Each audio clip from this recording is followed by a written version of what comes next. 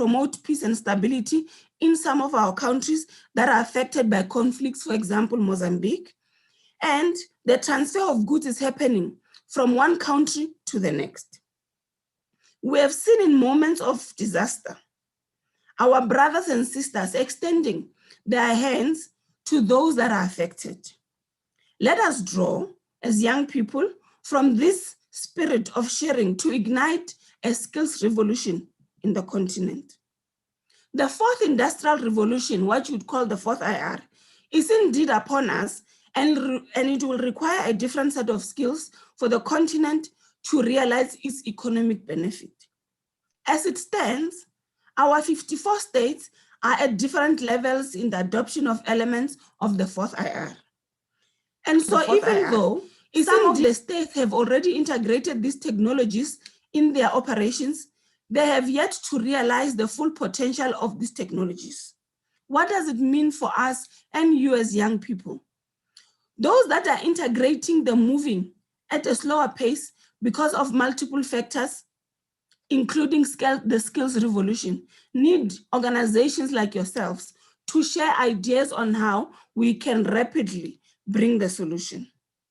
We need our institutions of higher learning to design specific programs and facilitate skills sharing. Institutions of higher learning may become the hub for the transfer of skills if they are focused and resourced to perform their duties. The youth of Africa should be able to access relevant skills which are set anywhere in the continent to help grow their economies. I want to repeat that for you as young people. The youth of Africa should be able to access relevant skills set anywhere in the continent to help grow their economies. This will also respond to what you keep talking about as an organization about a borderless Africa. We need to build technological hubs around the continent, almost at the level of a Silicon Valley. Why do we want this? We want a situation where our youth will be prepared for future skills and participate in the future economies.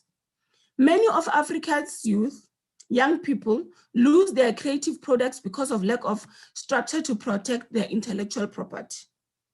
These hubs must be empowered to nurture innovation from a prototype level to commercialization. The youth must blend our indigenous knowledge as a people with emerging trends to create unique products for competitiveness. We need to imagine a technological skills revolution that is able to blend our traditional knowledge system and create unique competitive products. We have underplayed our knowledge system as a continent for some time now, and we have dearly paid as we seek to mimic others and other continents. Young people must be at the forefront of correcting this. This must end, or we will remain second best to the rest of the world. Africa has a rich heritage, and I'm sure you know that. What is this heritage about? Arts, culture, knowledge, from which we can gear ourselves for valuable future knowledges. This year's Africa Month reminds us of the importance of the arts and culture industry in building our economies.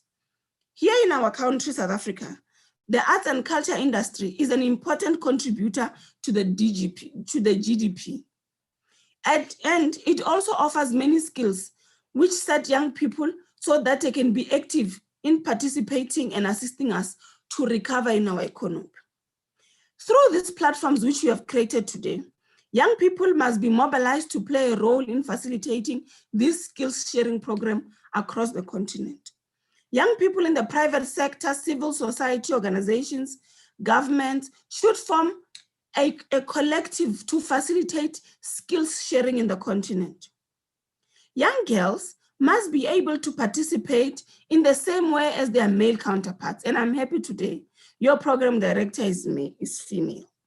We have to deal with the scourge of gender-based violence across the continent and protect the girls and young girls, our women as well. Our resolve to integrate our efforts and generate maximum youth participation will not be realized for as long as young girls and women are enabled to move freely without fear of violence. We need each other as men and women to make the continent's economy competitive. We need to work together. And as young people, when you are united today in your organization, you need each other to be able to address these issues. Let's ensure the participation of young women in the rural areas who continue to endure hardship and permanent patriarchy stops and comes to an end. Gender inequality, as with many abnormal things which are happening in our societies, in the continent, has power to delay our quest for an inclusive economy. That inclusive economy needs women. And as long as there's patriarchy, it will not be realized. Women's initiatives should be supported in equal measure and integrated in the mainstream economy, just like their male counterpart, it is done. Program Director, in conclusion, I would like to thank the organizers for inviting us to participate in this dialogue in which you are charting a new path for Africa's development. We wish you all the best and urge you to continue to share ideas beyond the summit. Thank you.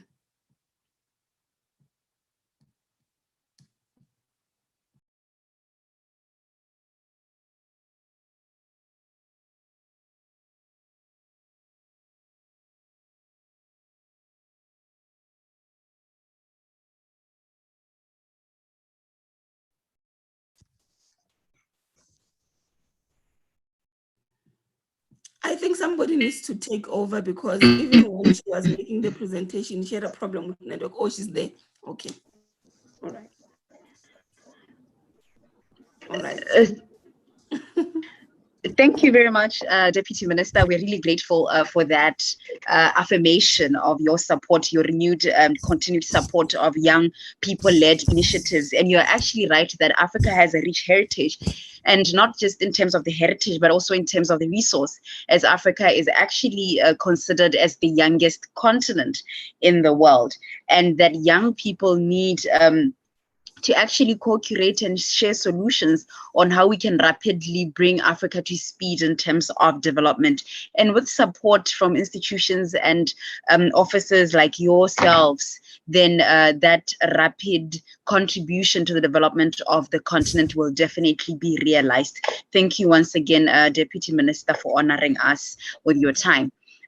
Next up, we're going to play a video. It's a very short video by Brand South Africa. They have a message to the collective as well as to the participants logged in.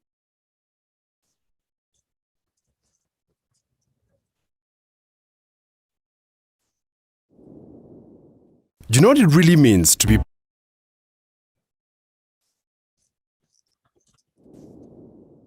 Do you know what it really means to be brave?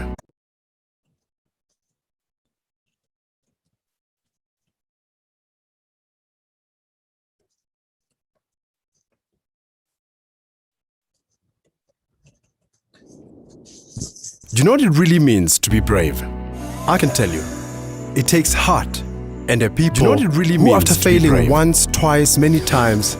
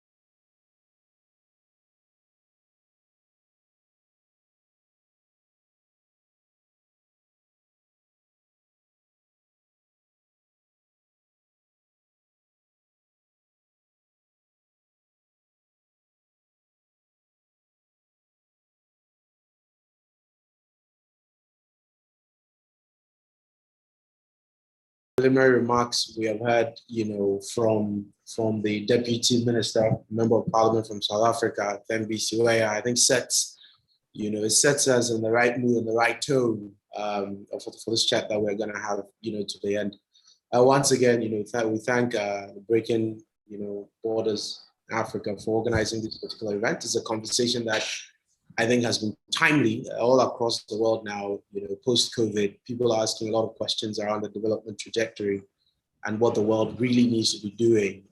And most importantly, the role and responsibilities of young people in that conversation. And you can't be talking about the global community today without talking about Africa. So essentially, my view is, all of this conversation about post-recovery of Africa, I think that post-recovery of the globe, I think Africa is right at the center of that conversation. So for all of you who have been able to join this call, well, you should know that you're part of making history on this 5th anniversary celebration of this particular young youth summit that is organized by BDPA.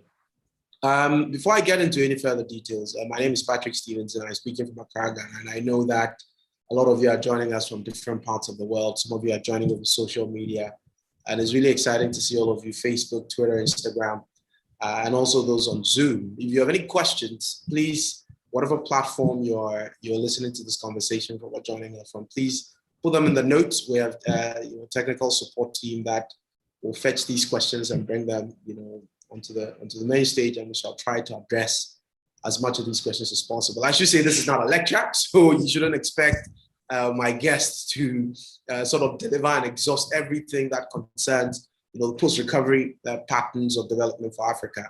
It's a conversation, really. So you may have comments. You can equally share these comments as well. As I indicated, earlier, leadership remains one of the most difficult challenges and constraints that we have, for the African continent today. It's a paper I was looking at. We suggested that, if we take COVID alone as a case study, we have nearly 1.3 billion people living on the African continent today.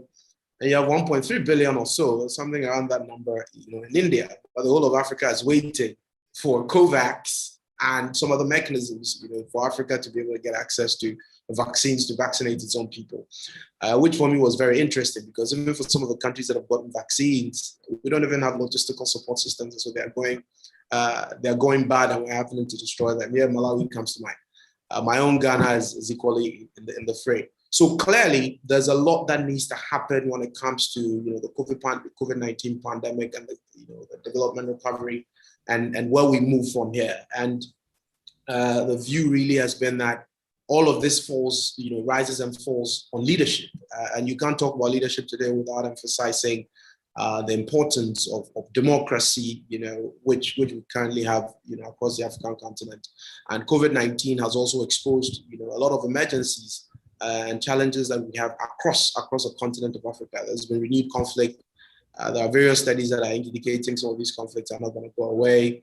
We've equally seen issues around, global warming and its implications. We've seen, how dilapidated healthcare systems are. So really, there's a lot of multi-dimensional development issues that confront the continent today. And COVID has heightened, a lot of that.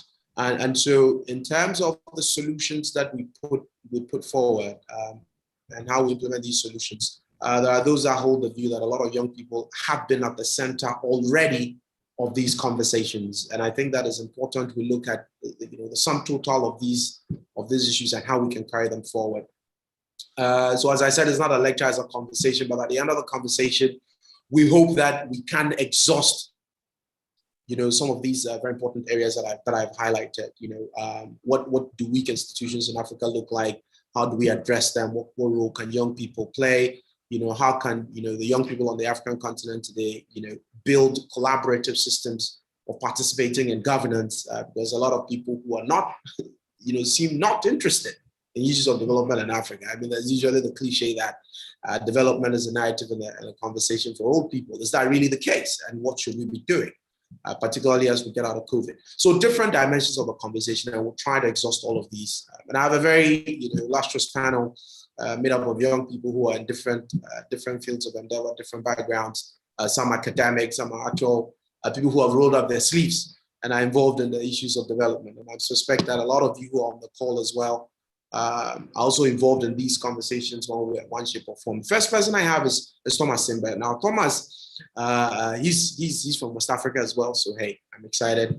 He's also on the call, and he's currently a teaching assistant and a research assistant at the Department of Political Science from the University of Liberia. So that should tell you where he's joining the call from. And he's really excited about issues of governance, inclusive development, policy making, policy research, and policy analysis. So I see similarities between my personal work and that of former Simba there. And he's done extensive studies about how to build mentorship systems, how we can drag and get the youth involved in issues of political participation and what that means going forward. Beyond Thomas, we have Mantate Mlotwa, who's the founder and CEO of Brand New Motley, which is premised on using fashion to affirm and create stories of African women and culture. And indeed, most of you on this call once again will appreciate that we can't talk about the development of the African continent without recognizing the role and importance of women. So it's very important that we have somebody like Mantate who is using fashion and some of these other soft institutional dynamics to try to create a room for women. And she's joining the call. She's also the programs lead for Arts for Change at Magamba Network and a producer and co-host of the Resistance Bureau. Those who haven't seen it, please get online, check it out. But I suspect you do that after the call. Then we have Boitume Lotake, who is a gender activist and a final year student at the University of South Africa. She served in various student organizations at the University of South Africa, and she's a media officer for the ANC Youth League and the branch treasurer of the South African Students Congress, and as the spokesperson for the structures of the Progress Youth Alliance for her generation. I suspect that is referring to our generation. She's also the founder of a non-for-profit organization, which is called The Second Chance, which focuses on homeless youth and people who are disadvantaged in communities across the continent, and provides them with food and clothes. Clearly, once again, issues of social protection and the responsibility that young people play in that space, and how we can use our collective voices to bring to bear the challenges and constraints that exist. I think that she brings a lot of experience in that regard. And so that's my panel, ladies and gentlemen. And as I indicated, we shall try to do this. I have this conversation over about the next 40, 45 minutes, and then we shall open up for Q&A. But as you listen, if you have any questions, any comments, please do not hesitate, put them in the comment boxes on whatever social media platform you're joining us from, and they will do well. Technicians will do well to provide them for us, and we shall address them accordingly. Ladies and gentlemen, you're welcome. I will start off this conversation with you, Thomas, and I pick you because as somebody who is not only enthusiastic about Pan-Africanism, you equally focus on issues of how we build the collective agencies of young people and bringing them to issues of participatory development planning, etc. COVID has hit us now, and we are trying to get out of that space. And in that space, we have collectively emphasized challenges and difficulties of these institutions and how these institutions are either accountable or otherwise to the young people of Africa, and whether or not the institutions themselves are open to creating the spaces that young people of Africa want. I want you to sort of give us an overview of what the institutional architecture for governance across Africa looks like, and what young people can do, to demand better and stronger institutions that we have on the African continent today. Thank you, Patrick. When you were introduced, I thought you were talking about somebody else, but later I realized you're referring to me. Thank you so much. I think before discussing the issue of COVID and Africa, is a twisted relationship, but it's best to understand pre-COVID era. What was the political system like in pre-COVID era in Africa? We had very low state legitimacy. We had weak state capacity. Our states were not delivering public services.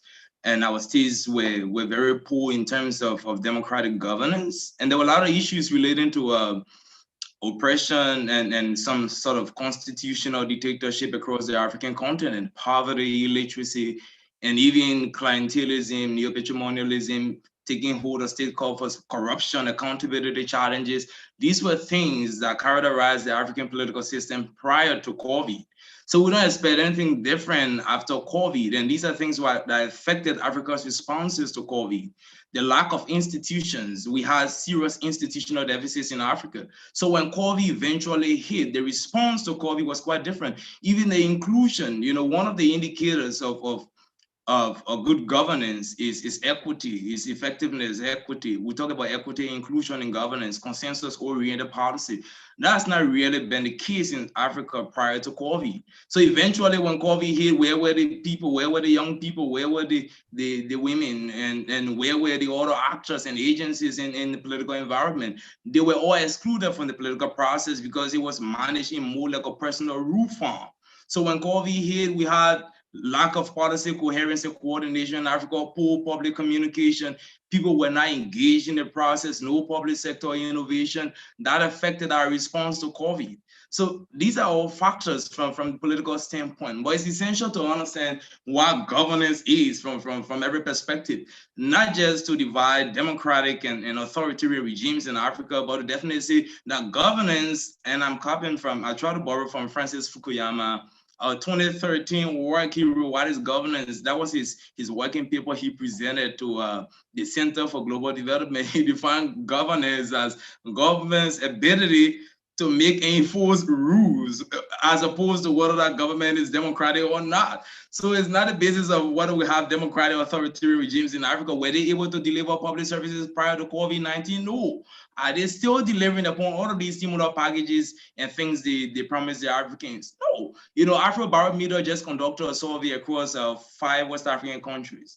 And what they found, I think it was across Togo, Benin, Niger, Liberia, and Senegal, looking at people's responses essentially to COVID and how they see government has responded to COVID, and they proved that most of the people lack trust in government. And these were issues of public mistrust that have been lingering for so long prior to COVID. So these are issues that have informed our position on whether the youth have been engaged. Like in Liberia, I think the issue of youth being engaged is quite a very fluid field, because in Liberia, we have the president being a young man, and most of the people in Liberia being young. But are they really prepared and ready to make the change? Absolutely no. So it's a difference between having an inclusion, but having people who are prepared to make the change in Africa. So that's just a glimpse of pre-COVID and setting a platform for how we can respond to post-COVID reconstruction process. Fantastic point you make there. And I think we couldn't have started off the conversation on a much better note than that. I mean, the deficiencies we've had, in terms of the sort of institutions that we have running political affairs and trying to provide public goods and services in Africa. I think that you have summarized, those difficulties and challenges properly. Here's the $1 million question. In the midst of all of that noise, in the midst of all of that problem, when COVID hit, we needed to marshal the human capital that existed on the African continent. And the reality is, we still had a lot of young people jumping into the fray, whether it's in the frontline healthcare provision, building innovative tech systems that was providing health support, finding people who are going to provide those who have fallen through the cracks. And there are different studies that I've seen, for example, that suggest that the number of poor people, people who are living below the poverty line as a result of COVID had expanded. So we needed people who were going to go out of their way to provide the right support systems for these individuals. I'll come to you, Thomas, but this, I suspect, falls right into the work that both Mantate and Boitumelo work on. I'll start off with Mantate. So a lot of women were involved in COVID. Thomas has provided the institutional architecture and the challenges that we're confronted with. How do you think the women, and different civic actors that were at play managed to navigate, if they did, these constraints, and what can they do going forward? Yeah, I'll just link it back from something that Thomas said, that we need to look at the before COVID in order to understand the during COVID as well as the post-COVID. And I think in Zimbabwe, one of the reasons why women were the most potentially affected by the whole COVID-19 pandemic, it's not just Zimbabwe, it's something that happened within South Africa as well, Botswana and other places. In Zimbabwe, our economy is highly informal. So what that means is that a majority of the people actually are the women that sit in the streets every day to try and make $1 to feed their kids, to send their kids to school. So what happened with the COVID-19 pandemic? I remember in Zimbabwe, the government announced a lockdown on a Friday, that on Monday, we're going offline. Basically, everyone stay at home. So it would make sense for someone that earns money at the end of the month, because whether I'm at work or not, it's highly likely that my salary for that month will come. I'll be able to stock in a couple of groceries and stay indoors. And then even for other people like myself, I was able to kind of, okay, I've got a couple of resources on hand. Let me just get groceries enough for the month, because it was an indefinite lockdown, right? A majority of Zimbabweans, women with children at home, did not have that ability, that financial muscle to buy enough groceries to actually push them for this indefinite period. So that was the first point of call in the COVID-19 pandemic, where you're saying a lot of women are having to choose between, overriding COVID regulations so that they can go and sell their tomatoes. Because the other thing is, a majority of them are actually selling agricultural produce. So that is actually fresh produce. So what that means is that when I'm forced to stay at home and I can't move around to sell, it means that I'm actually wasting, or if it actually rots, it means I can't sell anything. I've made a loss. So there was a really, really big outcry in Zim about what is the government doing to provide sort of like a social security net for women, and everyone else was affected. That was the first thing. The second thing was the public health systems themselves. I remember there was a time during the pandemic when we were reading about, 10 women going into a hospital to give birth and only one manages to go back home with their child. And, it wasn't just about, maternity facilities in the country. I remember there was a time when they were using this whole COVID-19 scenario to say people should not come to the hospital because the hospital is a hotspot, so stay at home. But how do you say stay at home to a woman that's pregnant trying to give birth? How do you say stay at home to someone that basically cannot access any other help except in this health facility? So I think the biggest challenge we had, which kind of exposed the weakness of our governance institutions, was the issue of, the ability to prioritize, the ability to efficiently use resources to actually cater for people in instances of the pandemic. And the last thing I also want to mention within this conversation about the health systems themselves, I remember with a health minister, a health and childcare minister at the time called Obadiah Moyo. The guy embezzled $60 million. During that COVID-19 pandemic time, he used COVID-19 resources for his other business, And this is money that is set aside to help millions of Zimbabweans that were failing to access some form of support from the government. And I remember what happened is that this guy did not even spend a night in prison. There was this conversation around, okay, he's going to court. He would go to court. There was a day when I was in court for a friend of mine who's an activist that got arrested, but I was outside the court and the minister came in his suit with the bodyguard. It was like this guy still in office. There was no criminal inside, even though he had spent so much money that was costing the lives of people.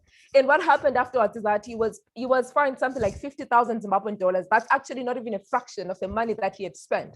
And what happened afterwards is that he was relieved of his duties and he went on to live his life. I'm sure he's living lavishly because that's a lot of money, right? So I'm coming in to say one of the biggest things that COVID-19 taught us, which is also a lesson that might help us as young people as we move forward in holding our leaders accountable, is the idea of impunity in our country. A lot of those big ministers, a lot of those big names in the government actually get away with this because a friend of yours in the executive, a friend of yours in high offices in the courts and all those things. So basically, when you do anything, you go to court, pay your fine and go back home. So I think that's the biggest challenge we have right now. And that's how it's affecting a majority of Zimbabweans. And it turns out that the majority, again, is women. So in all of these things, you discover that in as much as it's affecting everybody, it's always women. And within that demographic of women, there's younger women as well. So it's like it's a whole lot of things.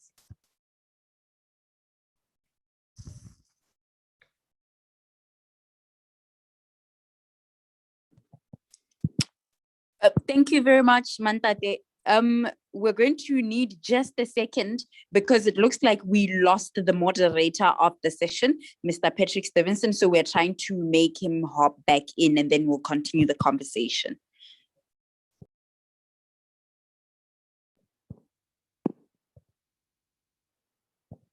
It looks like he is back online. Patrick, we had lost you briefly there, and Mantate was just finishing on sharing her insights with us.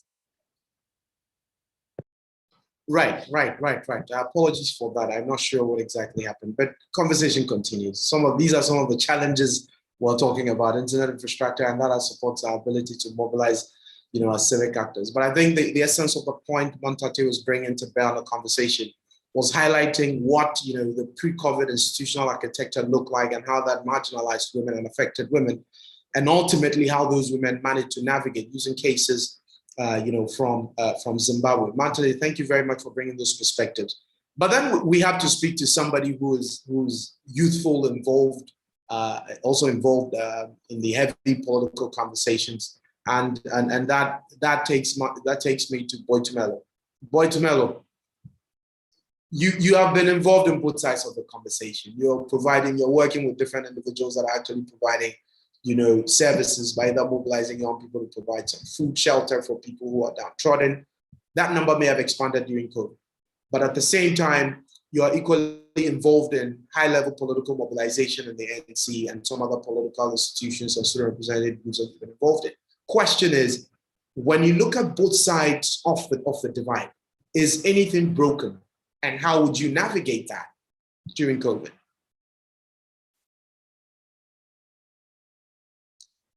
I think you're muted. If you can unmute yourself so we can hear you.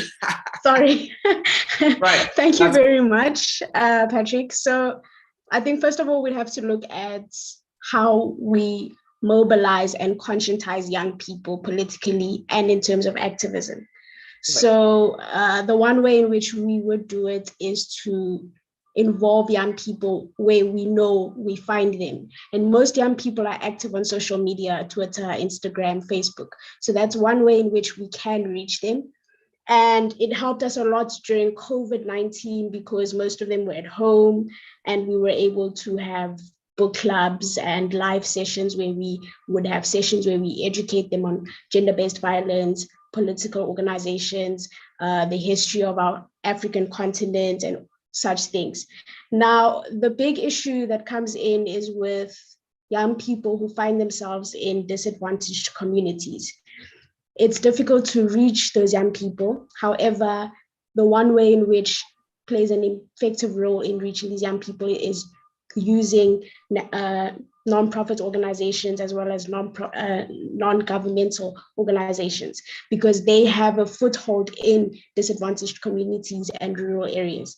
So it's very important that young people involve themselves in these NGOs and NPOs so that we're able to then help all young people across the globe, and as well as conscientizing all young people in these disadvantaged communities by providing them with healthcare, effective healthcare, conscientizing them about gender-based violence and how it can take place, as well as helping them to create skills development and empower them in all fronts. So focusing on young people in suburban areas or city centers defeats the entire purpose of creating a youthful country or a youthful continent. We need to reach all young people across the continent, including those in disadvantaged areas, which is something that I am deeply focused on, working towards ensuring that young people in disadvantaged communities are not left behind when we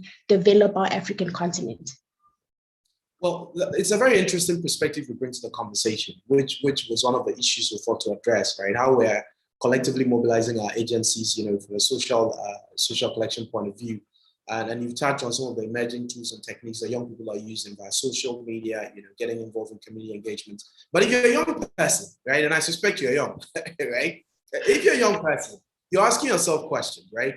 How do you reconcile seeing a system that is somewhat broken, a system that is supposed to deliver on public goods and services? You talk about gender-based violence, for example. There are studies by the World Vision that I have seen, for instance, that suggest that the number of teenage pregnancies we had across, the continent of Africa during the lockdown, for example, went up. So that clearly has got to be a systemic failure of the systems by which we are governed. When you're seeing that, and you're also thinking of what it is that you can do as a young person to equally contribute towards development by providing for people who don't have. How do you reconcile the two paradigms? One, the system must work to deliver. It's not. But does that give you an incentive to want to do something to help? Or what does the thinking look like for you? Well, I think for us to, I think it's important that we play a role in ensuring that we help with the system, because it's proven that young people are the only hope that we have as a continent to ensure that there's development. And I think people in government, people in leadership have proven that they do not really care about what is happening in our continent. And I think also that COVID-19 has proven that many of the social ills and inequalities that took place, that have been taking place for years, were highlighted deeply in the COVID-19 pandemic. So it's important that as young people, we find ourselves playing a role in drafting policies, drafting constitutions, drafting things that would ensure that there's implementation. Because I think our biggest problem that we're facing is that there is no implementation in our policies that we have in our countries. I think, yeah. Thank you very much for that summary. So look beyond the problem, try as much as possible to contribute in whichever way. You've given us some areas by which young people can contribute. And the reality you equally bring to bear is that young people have, for a very long time, been marginalized from the conversation, right? And so the system has to be conscious of that, but we must make the effort of contributing. And there's no better way to have this conversation, which takes me back to another one of the major difficulties we've had. And has to do with, once again, it may look institutional, but not necessarily, the limited investments we have made in healthcare infrastructure across the African continent, and the seeming corruption, so to speak. Anytime we talk about investments in healthcare infrastructure, particularly for COVID.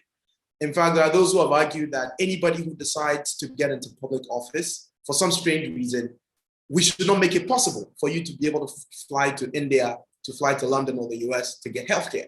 You must make sure that the healthcare systems that your countries are running are actually working. Thomas, I think this falls within your purview. Corruption, mismanagement of public resources, limited investment in healthcare infrastructure.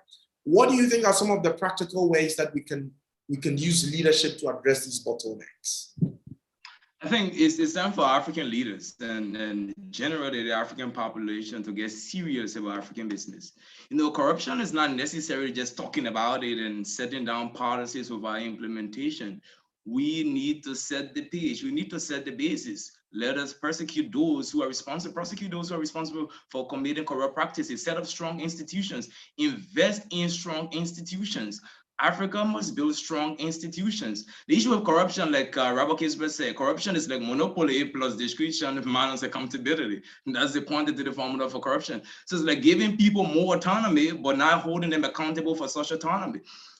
On the African continent, necessarily you find, as a result of relationship between those in power and probably their clients somewhere else, or their beneficiaries, their party supporters, whoever who commit corrupt practices, they are left to go with impunity because our institutions are not strong enough to prosecute them. So the thing is not just talking about corruption as an issue in Africa, because that has led to huge public mistrust. People no longer believe in institutions. They no longer believe in their leaders, no longer trust the system in Africa. So definitely they don't commit themselves to this system. It's important that leaders, it's not just about those sitting in the presidency, in the executive, legislative, in the legislature or the judiciary or in parliament, whatever you might call it. It's also about those in different spheres of society, whether you are in education or you are in health or whatever area. If we can reorient the minds of our young people, reorient the minds of whoever it may be operating in different agencies, that we need to get serious about this problem. It's a national problem, not just about who is in power. We must be patriotic enough to fight whatever thing that will cause our society problem. If you are honest in your business, honest in your education, honest in the health sector, let's all commit ourselves to it. It's a collective process and not just a process just from the higher ups. If you just fight it from the higher ups, it becomes a problem. It needs total inclusion of everybody within society. If not, there will be a problem. For example, we look at the management of COVID funds. Most of COVID funds, stimulus packages across Africa have been grossly mismanaged. And I give you an example from my country, Liberia. The government invested $25 million as a stimulus package. But up to now, they had to contract the World Food Program to do the distribution of food packages because they didn't trust the system. And it went close to 6 months. Less than 10% of the Liberian population have received food. Up to now, COVID is still going on, but less than 10% have received part of the package. And it's still the same in countries like Nigeria and Togo and many other African countries. And Manthari were talking about in Zimbabwe, for example, where someone embezzled COVID funds and used that for his own personal purposes. So these are things across Africa, and we all talk about corruption, but what are institutions doing about corruption? What are our people doing about corruption? What are the youth doing about corruption? And what you find in Africa at this time, at this moment, is that even the youth themselves are becoming more corrupt, because they are following after those they call their political leaders and taking advice from them and now corrupting the system. So we are creating a generation of corrupt people. If we commit ourselves to education, civic education, get our people engaged, and let us set the basis from the family level up to the higher ups level, then we can have a better society. If there's no inclusion, no effectiveness, no engagement, absolutely corruption will remain the greatest threat to African democracy. Oh, that's another.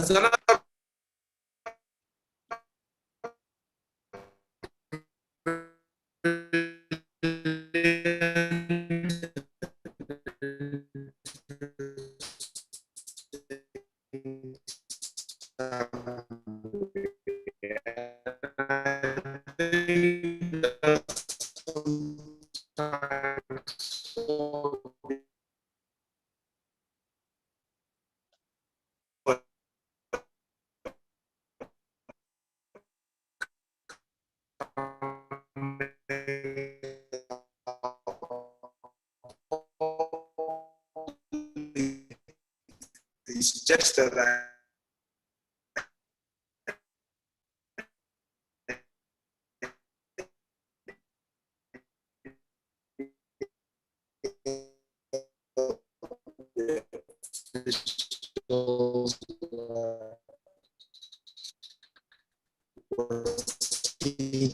Some sort of technical.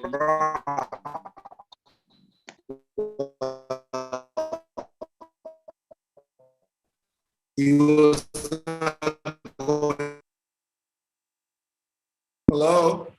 Okay. Yeah. No, that's fine.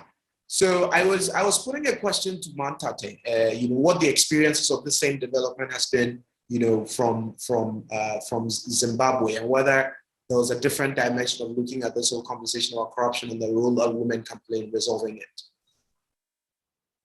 So yeah, well, the corruption issue, it's such a big thing, especially here in Zim, because I think what the precedence has been is that the people that get away with corruption, it's almost like a norm now. Like there's certain people within, particularly government executives, who embezzle large amounts of money it dates back to as far back as during the Robert Mugabe era, where you still have people talking about $15 billion that was lost at some point, and there is no accountability for that. So it stretches as far back as that.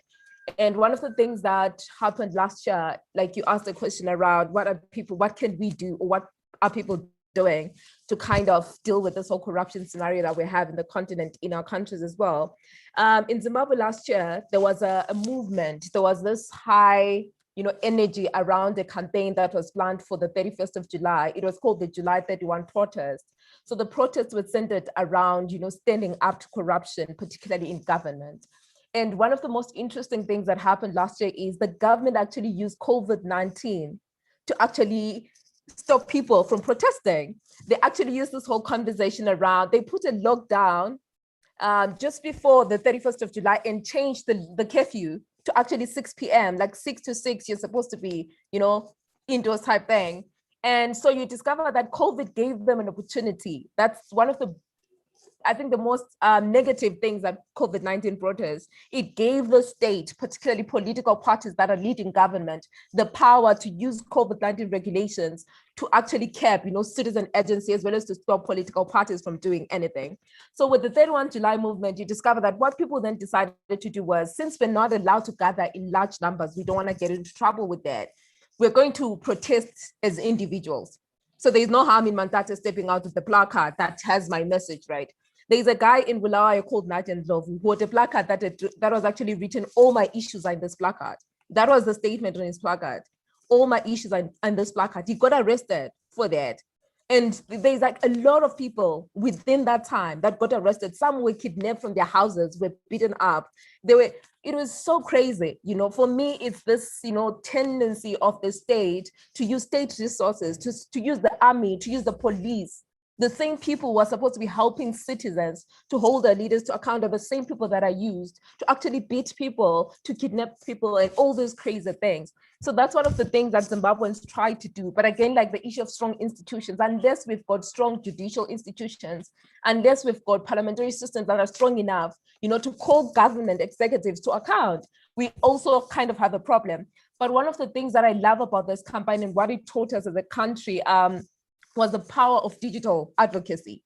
Because we're locked down in our homes, we're not able to mobilize in the physical form, but people actually brought each other together through this online space, running a campaign on Twitter, doing videos on Facebook, doing all those crazy ass things. Others were making music around corruption, So for me, it was the power of social media to connect Zimbabweans in and outside Zimbabwe.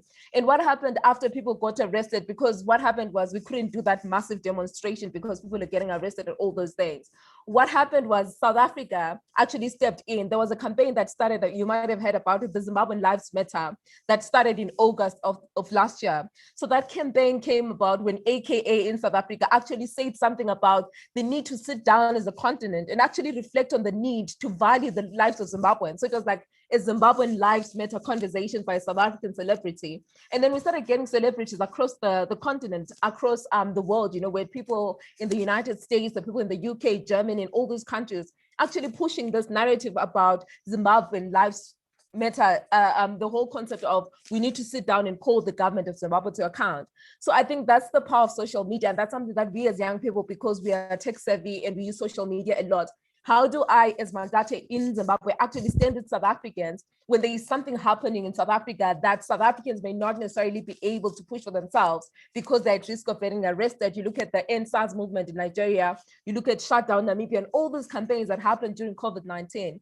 So the power in those movements is when young people across the continent actually come together and actually help each other amplify messages for those that are not able to amplify them themselves. And then the last thing I want to mention as well, because today is Africa Day and we're commemorating the birth of the African Union, one of the biggest challenges we have in the continent is that the regional bodies, the SADC, the continental bodies, the African Union, sometimes are too silent when certain things are happening in our countries. So it's almost like they're legitimizing what's happening by their silence. So what we need as young people is to kind of find ways of putting pressure on regional bodies, on continental bodies like the African Union, to actually call them and say, from 1963 up to today, there is so much that has been happening. In a lot of instances, you use this diplomacy that is not helping us advance as young people. So if we need someone outside Zimbabwe to hold the government accountable here, because the state has captured the judiciary, has captured parliament and all these other institutions that would otherwise hold them to account, it means that regional bodies like the SADC, continental bodies like the African Union should be able to come in because they're neutral and hold governments to account. So when they're not doing that, as young people, we start asking ourselves, what really are you doing for us as a young people?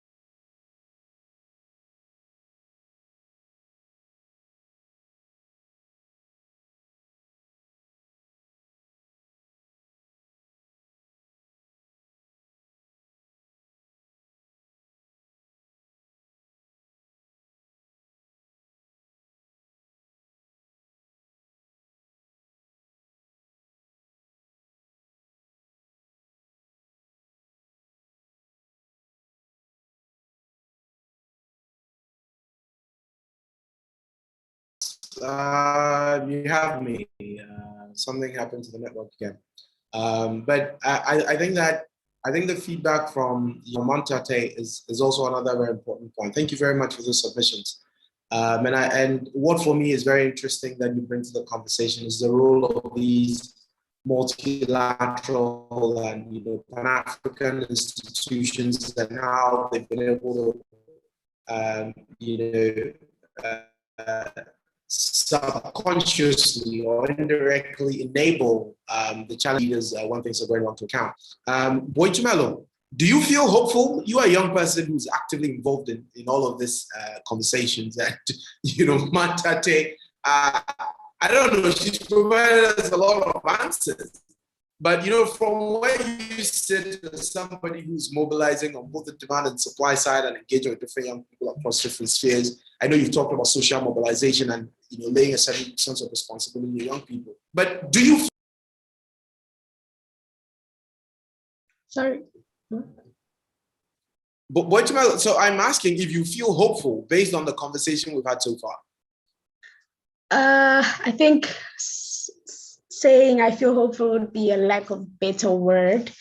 I do feel hopeful because I've witnessed young people within our generation taking up space and occupying themselves in significant areas, different sectors and different spaces. So I do feel hopeful in that we as young people are redefining our generation. We're redefining and taking control over our future, which is something that's great. And platforms such as Breaking Down Borders are platforms that are very important in ensuring that we secure our future as young people. One thing that makes me know that we have a bright future is that we are a conscious generation and we know how to express our views and define our activism in different ways. Mantate spoke about music. Social media also plays an important role. And I think that's what gives us hope in that we're going to get to the place that we want to be as a continent and as young people. So yes. So yes, you're hopeful. Well, I mean, that makes me feel a little hopeful because listening to these, fire-powered presentations from Mantate and Thomas from Liberia, if you're not careful, you're going to be speak. But I'm glad that there's some glimmer of hope at the end of the tunnel. What for me is very interesting is time and time again, I think you've highlighted Boitumelo, you've highlighted what social media can do. And across Eastern and Southern Africa, we tend to see a lot of that. We see Kenyans on Twitter doing amazing things, holding their governments accountable. Maybe that's a way that we can start reversing some of the trends. And you talk about the oppression that we're seeing from governments, right? In terms of the utilization of fiscal spaces, and they're using our own security apparatus.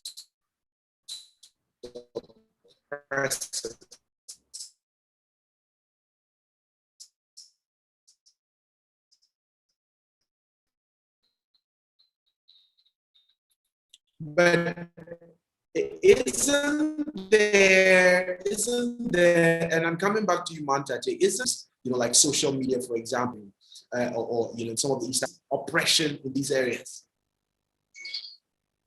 Sorry, come again? I'm asking if there's no risk in state oppression, even in the digital space. So isn't there a risk there? There is. Actually, it's even crazier now because the people that got arrested, especially last year, with a lot of crazy arrests last year, the people that got arrested for messages that were sent on WhatsApp. Like you were told this message was forwarded from you, so you're the originator of this message. You literally go to court, get sentenced because of something you said on WhatsApp. And then on Twitter as well, I remember there's a journalist called Hopeful Chinono. He'd been arrested earlier for like the 31 July protests and all those things. But then there is a day you got arrested for supposedly, pushing fake news. You posted this video of a woman, it was a woman in a taxi rank, and the police officer was said to have hit a woman's child, and the child died on the spot. So that was the narrative that was moving around on the internet. So this guy actually posted the video and commented on it. So his comment was really around the accountability of the police around the issue. And then he got arrested. They say that it's fake news. The government, through police, went to lengths to prove that this woman child didn't die. They brought this other lady who was so different from the one on the video, but well, what do we know? So you find that the digital space is also kind of another way in which the government is actually finding ways of policing us. So in some countries, there are actually laws, like in Zimbabwe, there is a cyber security law that's actually being pushed right now. So you discover that it can come with components that are beneficial, but part of the components that come in are actually monitoring people's activity online to say you can be held accountable for something that you say on Twitter. So the digital space is opening up, the space for people to express themselves, especially the introverts, the ones that are not like me, that are out there shouting. But it's also becoming a very dangerous space because a lot of people are getting into trouble for things that are insinuated from their tweets or from the conversations on Facebook and stuff like that. And something that I'm seeing also as kind of something that we can do as young people to kind of maneuver this space we're in. Number one is the issue of ensuring that we fact check the stuff that we post, before you just jump in to post something, because I think it's also the other responsibility to say, I need to ensure that I have evidence to back whatever I'm posting, right? But then on the other hand, we also need to understand that it's not everything that I post that will be read the same way that I wrote it. So someone can actually change it altogether. And then the second thing is the responsibility of young people outside Zimbabwe. I gave an example of AKA, starting an entire global movement centered around the human rights violations in Zimbabwe. So what that does is that when Boitumelo in South Africa knows Mandate has been abused in Zimbabwe, and Mandate cannot speak for herself because she fears that she's going to lose her job. She fears that she's going to get arrested for saying the president did this. If Thomas in Liberia, if yourself in Ghana, whoever outside my country can actually help me to amplify this issue, it means that we've got a regional body of young people, a continental body of young people that are pushing pressure, like I said, on continental bodies like the African Union, on regional bodies like the SADC. So the digital spaces, two sides to it. It's working for us, but it can also work against us. But what we can do as young people as we go forward is, how do we creatively maneuver, the laws that are coming up because of the digital space?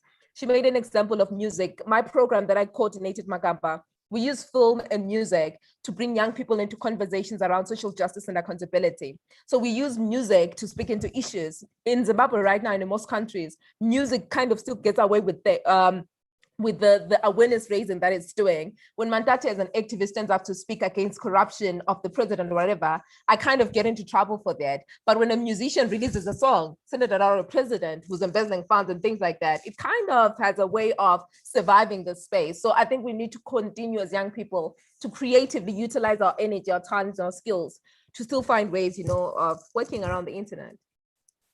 Fantastic, fantastic submissions there. Thank you very much for those thoughts. And I think that what I'm hearing you say is the space by which young people get to actively participate in governance and get their voices heard. The space is a very dynamic space. It's changed over time, because I can imagine 50, 60 years ago, hearing the likes of Kwame Nkrumah, Julius Nyerere, who will have physically traveled to certain places to convene and reinforce themselves and sort of provide opportunities for themselves to go back and engage the citizens and try to advocate for the freeing up of the African continent. That space dynamically has changed over time. So we have to be smart and understand the emerging tools that we're using for civic advocacy and participation in governance, and adapt these tools to make sure that we're actually driving the change we're looking for. And I think that's a very fantastic note on which I can go to the audience and the other members that are watching us, from the real social media handles. If you have any questions, once again, this is just a quick reminder, put the questions through. But we have some comments that have come through. Some introductions from people who are joining the conversation. And there's Chepo Moyo, who, Chepo, you're possibly from Zambia. You didn't identify yourself. I'm just saying you're from Zambia because of the name Moyo. I could be wrong, but you're an African. And on this day, we can't have any better way of celebrating you than you joining this conversation. He says he agrees the youth of the African continent are becoming corrupt. But I equally understand that there's been some, conversations around what we can do, beyond just identifying individuals that are likely going to be corrupt or how broken the systems are. And yes, he says he's from Zambia. No, Chepo is from Botswana. Botswana, that is. Well, Chepo, sorry for me taking you all the way from Botswana and putting you in Zambia. And he says again that for as long as there are no real consequences to corruption, and I'll be coming to you, Thomas, around this particular thing, the consequences of corruption. For as long as there are no consequences, the youth are going to participate in that. And it looks like corruption has become this very sexy, so to speak, economic endeavor. Meanwhile, we have fine laws that talk about ramifications when people get corrupt. So I will be coming to you from that. And then somebody also says, I don't feel, okay, that's still Tepo. I don't feel, hopeful, but, I'm hoping that at the end of this summit, I will. Well, what we have tried to do in the last 40 minutes or so is to try to unpack as many of these issues as we can. Thomas, I'm going to come back to you, and I think we shall be wrapping up, the conversation over the next 5-7 minutes. And so if you can make this, you can summarize, your response to this for me very quickly. Consequences to corruption. We've discussed the problem. We've discussed the menace. We've discussed how citizens and the young people have been dragged into it politically. We've equally looked at, how the institutions that we are trying to fight are equally suppressing us from a corrupt point of view. Are there consequences? What can we do to ensure that these consequences are implemented to the latter as young people?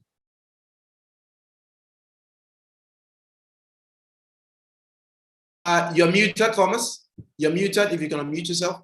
Oh, definitely. Sorry for the technical error. I was actually facing a serious technical problem.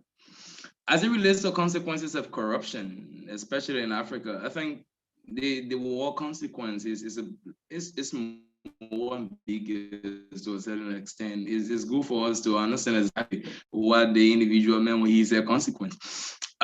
Necessarily, should corrupt individuals be allowed to go with impunity? That's the simplest question we can phrase it in. I think no. And the best way to go about it, if young people see corrupt politicians and leaders going to jail, serving prison sentences, and probably having their property seized and money coming back to government coffers, if they are seeing examples, precedents, then they will say to themselves, I can just be corrupt because I know if I am corrupt, I will go to jail, I will lose my property, I'm gonna lose my image. Because if that, we create systems that incentivize corruption in Africa. Young people see a politician who has been corrupt, and yet he has big houses, big name, and everything is okay with him. He still operates in different positions of public trust, and everybody heard him. That would be a very nice thing for them to engage in. But if they are seeing a politician, for example, then probably, I don't want to say it in an undemocratic way, but dragged in the street, name and place, or in the newspapers, going to jail, serving long-term sentences, then they'll catch themselves and say, no, corruption is a bad thing. But we have gave corruption a lot of different privileges. And as a result, whenever we give corruption privileges, corruption tried to thrive on our own leniency as people of the continent. So we must set principles. Let us set strong laws against corruption, and not just set the laws, but implement these laws. Let these corrupt people go to jail. Let us set a strong institution, strong policies, and let the citizens, let the youth see, let them see the result as a result of persecuting these corrupt people, not just hearing about it, but let them see exactly why it's like. And somebody asking whether going to jail is going to be the end to corruption. It's not going to be the end to corruption. Sending people to jail is not ending corruption necessarily. I think corruption is in twofold. You must educate people from the outset of everything, and then persecute people when they go wrong. So if you teach people to become effective citizens and to love to be patriotic to their states, to love their country, do whatever that is necessary to promote a national development, that is the general will above the individual will. If you teach citizens that, if you have massive civic education, engage young people in being accountable, make young people responsible through deliberative communication and ensuring that they become part of the conversation, then you are growing them and changing their thought pattern, because corruption can be both psychological and can be in more like a certain sense in terms of getting what you want, material need. So we must work with the mind and change the psychology of our young people, as well as setting penalty, because for every law you said, if people do not see that there is a penalty if you commit a crime, then they will definitely commit a crime and see what next will come from it. Well, fantastic summary there. I'm going to take a very final question, and I'll throw that question to both Mantate and Boitumelo. So if you're both listening, you have a question from Oluwatosin, Lily, who's connecting to us from all the way from Nigeria. Oluwatosin, are you coming from Lagos? Because your question, I think, appears to border on the city of Lagos, but also the majority of the capitals we have across the continent of Africa. Well, she asks a very important question, which is, there's a canker that appears to have eaten and chipped away the identity of the African. Anytime they hear Africa, particularly from from countries like Nigeria, and others, people are thinking fraudsters, people are thinking corruption. People can't seem to focus on the innovative energies that exist in there. So to the two of you, there's been a long-held view that if we have a lot more women in politics, a lot more women in governance and leadership, corruption is going to subside. Is that one of the pathways you're looking at? Or do you think this can happen through? That's number one. Number two, from where you both sit, how can we correct the identity and image of Africa? And I know, one of you is heavily involved in doing things like they're using, music and poetry and other things to sort of tell, the different aspects of the African culture and African narrative. So if you could speak to us from that point, what can we do from our perspective to reconstruct, the African narrative? And for you, Boitumelo, once again, you are involved on both sides of the conversation. Do you think the African identity is broken? And if you're a young person today looking at Africa as a continent, how do you think that image can be corrected, starting with us, starting with the self? So I'll start with Mantate first, then we'll end the conversation with Boitumelo. You can just continue immediately, Mantate start. Okay, so I'll just respond to the conversation around the narrative about Africa, how it's so negative. And it's very true. Sometimes it's perpetuated by us Africans, like wherever we go, I'll be talking about Robert Mugabe, even though he's dead, like just the bad guy he was, and the current president and all those things. And it's important that we spotlight some of those injustices and all the terrible things happening so that, we're able to kind of fight for something better. But I think as young people, we have a responsibility of shaping the Africa we want. So when we shape the Africa we want, we also kind of start cultivating the Africa that we're in to represent that vision of an Africa, that we can be proud of. Like I gave an example of Umukle, the brand that I own. I started this brand because I'm very inspired by African fashion. So in my mind, I was like, how do I use African fashion to tell the stories of resilience and the brilliance of African women? So in that way, I'm not just talking about beauty and all those things, but you're also empowering women to locate themselves outside the way that they look in governance spaces and business spaces and things like that. So this is one young person inspired by fashion to curate a positive narrative around Africa. But how many more young people out there are good with music? You're a good dancer, you're a painter, whatever it is that you are.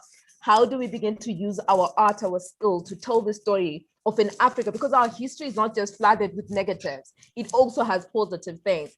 And then the second thing was around the issue of women. Can women in leadership actually help to reduce corruption? My response is a bit cheeky, would be to say we've had men in office for the longest time and y'all can see what's happening. So let's try something else with women and see what's up. I think for me, leadership and corruption is not really an issue of gender. It's an issue of the socialization process and what we set up as a standard or a norm in our society. So whether it's men and women, any of those two can be, can be corrupt. But like I say, the numbers right now are saying the guys are messing up. I'm joking, but that's just where we are. And then the last thing I wanted to say is an example of something that we can do. One of the things that we do within Accountability Lab, I work under a project that's under the umbrella of the Accountability Lab Zimbabwe. One of the projects that we have is called Integrity Icons. What we do with Integrity Icons is we identify leaders who are exemplary in communities. So in other countries, they identify political leaders, in other countries, civil servants and things like that. One of the things that I'm seeing work with this kind of approach to leadership is that you're spotlighting normative leadership. So you're identifying people that are exhibiting the kind of qualities that you expect in a leader and setting that as the norm, because the moment you consistently focus on the negative leadership that we're getting, we kind of forget what good leadership looks like. So I think as young people, as we're trying to grow and take up space, because there's a danger that if we don't develop a culture of exemplary leadership, we're going to jump there into those positions, become presidents, prime ministers or whatever, and actually act in the same way. But if we start cultivating that culture of how do we define good leadership? What are the examples of good leaders and how do we as young people grow into that? I think we might be able to go far. Well, thank you very much for that submission. We'll go to Boitumelo. You're muted. If you can unmute yourself, Boitumelo. I would say, to answer that question, I would say that it would be very important to look at redefining our future as a generation. I'm going to say it again, because the people who are currently in government, yes, they're male, mostly, but they're also old. They do not have to focus on the future because it's not theirs, right? So I think it's important that we look into having a generational mission, that we implement integrating the involvement of young people, like I said, in making policies and drafting constitutions. And for example, I'm part of a group of women who are drafting a women's charter in South Africa that's going to address gender-based violence issues that are in South Africa. And that's one of the ways that we can move forward as young people, is implementing policies, not just drafting them, but ensuring that we implement and take action and move forward from these issues and solve them one by one. And the other thing that would be very important is to do a generational mix in our parliamentary systems, where young people are able to learn from members of parliament, from those who are involved in legislature, so that we know how to run a country before we actually get to running a country. And it will be very important that we address, Thomas spoke about it, corruption, that we don't get young people who are going to duplicate corrupt leaders. So that's one of the, those are some of the things that we need to address as young people. But also, the Deputy Minister who spoke earlier mentioned that young women and women throughout history, we can't define the African continent and the development of Africa without recognizing women and the role they play in our continent. So it would be very important that we ensure that women take up space, women define themselves, occupy and build up, and ensure that they play an immense and intense role in developing our continent. So yeah. Can I chip in something very quickly, Patrick? All right, go ahead. 1 minute. I think for Liberia, we've had a woman leader. President Ellen Johnson Sirleaf was a female. She became the first female president in Africa. So I will tell you exactly. I know where this is going, but I'll show you my bias. We'll flow through the conversation. Are women capable of leading? I think the best leadership for Africa is principled leadership. It does not regard gender. President Sirleaf's government was 10 times more corrupt than Samuel Kanyano. President Sirleaf's son, Robert Sirleaf, he emptied the covers of the National Oil Company of Liberia and went away impunity. There were several officials of President Sirleaf's government at the General Auditing Commission sent forth their name for persecution, but why? They were friends of the president. So can a female leader be as corrupt as a male leader? Obviously so. When she left office, she was given the Ibrahim Award for good governance. Why? Because there was a peaceful transition. That's why, to borrow Professor Christopher Asiki's term, I think Africa seeks more towards electoral democracy or perverse form of liberal democracy. It's more about whether we have regular elections that were rigged or unrigged, we call them free and fair, than looking at the incentives of democratic governance. We don't look at these issues. These are not pivotal to Africa. All we look at is whether we transition from one government to the other, regardless of what the system is. So thank you so much. Well, I mean, I think that all the views that I've had, and to pick up on you, that's why I said I know where you're going when you mentioned, Ellen Johnson Sirleaf. I think there's a fine balance between, institutions of governance and, the individuals and actors that are involved in governance. So I always use the US as an example. What you saw happen in the 2020 United States elections is typical of what happens across Africa, okay?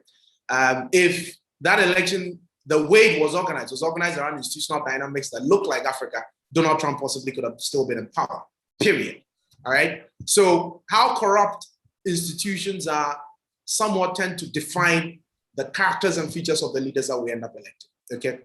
But the difficulty with reducing the essence of leadership to the transition of government, and my own government in Ghana is a typical example. I feel that we haven't progressed on governance. I even typically will pick Kenya and the likes of Botswana out of my country in terms of the democratic governance institutions that we advance, but we have perfected the art, of changing government without the barrel of the gun. We have perfected that. In the last 32 years, we've done that. But do we have very inclusive systems of decision-making? We don't have that. So it is very problematic when we reduce the conversations of governance and progressive leadership, et cetera, to just a change of the barrel of the gun. and we genderize it. Okay, so I agree with you, Thomas, on that end. On the other hand, on the other hand, I wear a hat with Manta Tate and Boitumelo.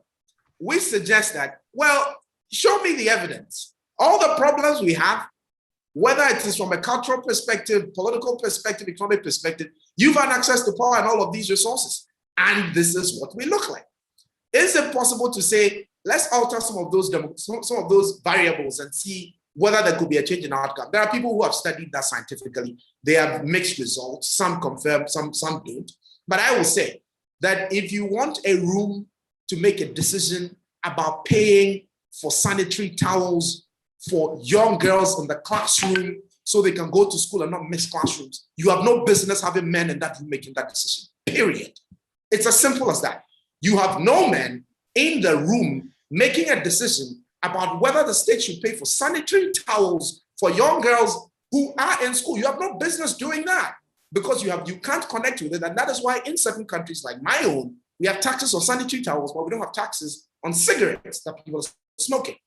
That is inimical to the progress of development. So if we broaden the development conversation away from the hard institutional issues, and we're looking at the very soft ones, how are we creating the right spaces for everybody from an inclusive design point of view, it immediately becomes apparent that we are not only looking at bringing women into the conversation, persons with disabilities have to come into the conversation. If you're in South Africa, you're thinking of the balance between black and white. If you're in Zimbabwe, you're possibly thinking about that. If you're in Ghana, you're thinking about the dynamics between people from the north and the south. You're thinking about ethnic representations. You're thinking about cultural representations, because if you have a predominantly Christian country, you have no business formulating religious policy because you will suppress a group that's possibly Islam or whatever. So we must start thinking along intersectional lines when it comes to addressing some of these broader developmental narratives and problems. And I'm saying that the easiest metric to start with is to put a lot more women in the room, put a lot more women in the room. So our young girls can go to school. We can have very limited issues around teenage pregnancy, etc. Okay. But I think there was a comment which I'd like to address quickly. Somebody was asking whether the issues around, I had made a comment earlier about, whether we can have inclusive development without including women. I mean, that's the point I've essentially made now, that you have a continent made up of different people, and it's important that when you're having conversations about how you progress as a country, women have to be in there, persons with disabilities have to be in there. How will you feel if you as a man, we are talking about prostate cancer, and in the room discussing prostate cancer, it is only 10 women who are sitting there and planning and deciding whether we should put money in it all? How? And so I'm saying, when we think about development of Africa, just as we're saying a lot more young people have to be in the room because it's about the future of the continent, we must think around other intersectional lines. It's hard to do, but I think on that note, we shall be bringing our conversation today to a close. I want to thank all of you, Thomas, Boitumelo, and Manta Tate, for joining us for this fantastic conversation. And for all those who joined the call, I'm seeing a lot of comments that are coming in now. We have comments, from all over the continent. We want to thank you for joining the conversation. It doesn't end here. We know it's going to continue online. All my speakers that you have seen, I suspect are all on social media. You can follow them. If you have any other questions, you can put these questions to them. The Breaking Down Borders social media handles are equally live.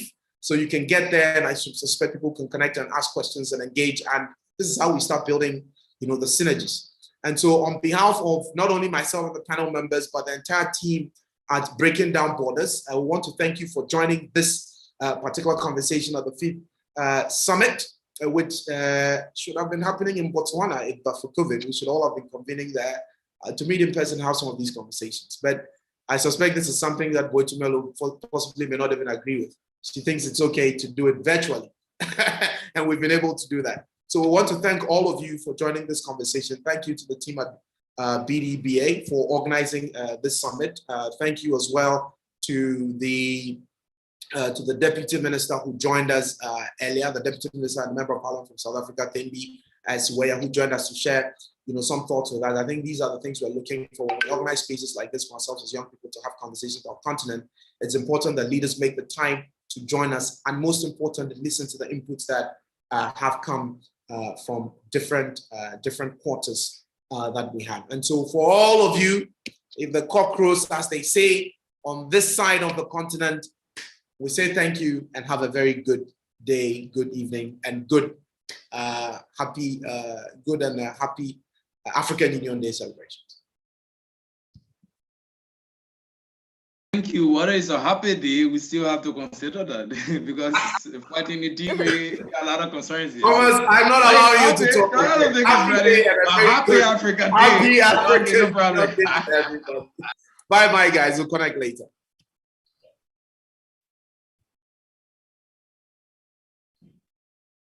Is everybody gone? Okay.